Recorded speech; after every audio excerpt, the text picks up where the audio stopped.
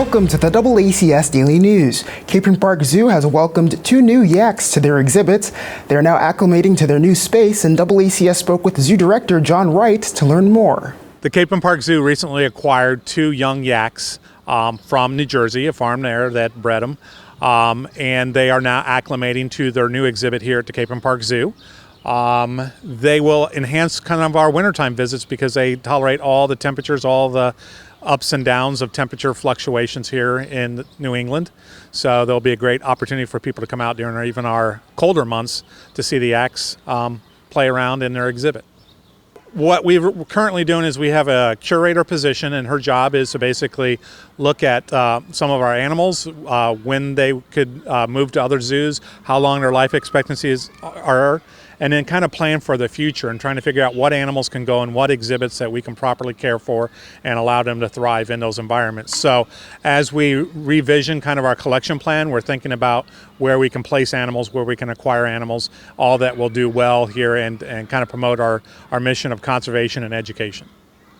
Well, the yaks are actually from the Tibetan Plateau in Mongolia and that part of Asia, so all the way from Tibet to parts of Mongolia.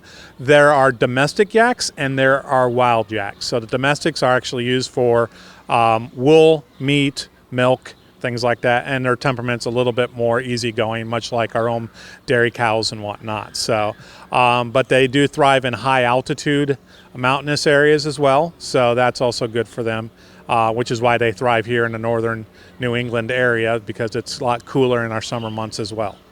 They actually came in with the name of Bruce and Cole. And once again, they're just shy of a year. Their birthday will be in July. Yaks can live to be about 20, 25 years of age on average. So they'll be here for a bit. And as we kind of work our collection plans, if there's any expansions or we can relocate them up to a different yard as well. So we're trying to figure out where we can put animals. Can we move them around so that they can swap out exhibits from year to year? That's kind of all of our thought process, is being able to shift our animals around the zoo to create a different experience for the animals as well as for our guests. Capron Park Zoo is also looking for community input on naming a young sloth born last October. So in late October, the Capron Park Zoo had a birth of a young Hoffmann sloth. And we were just making sure that mother was caring for it, that it was meeting all the natural benchmarks we look at with young animals growing up. And now that we feel pretty good about its viability, a lot of sloths in the wild and in captivity have a low viability mortality rate with some of the young ones. So that's why we were waiting to make sure that this one was nice and healthy. And here we are 7 months later. It's eating on its own. It's actually showing some independent personality. So we thought it would be an opportunity for our guests to participate in naming the animal so that they can also connect not only with sloths in the wild and sloths here, but also with our zoo. So what we're doing is inviting people to actually come down to the zoo. You still have 1 more week to visit.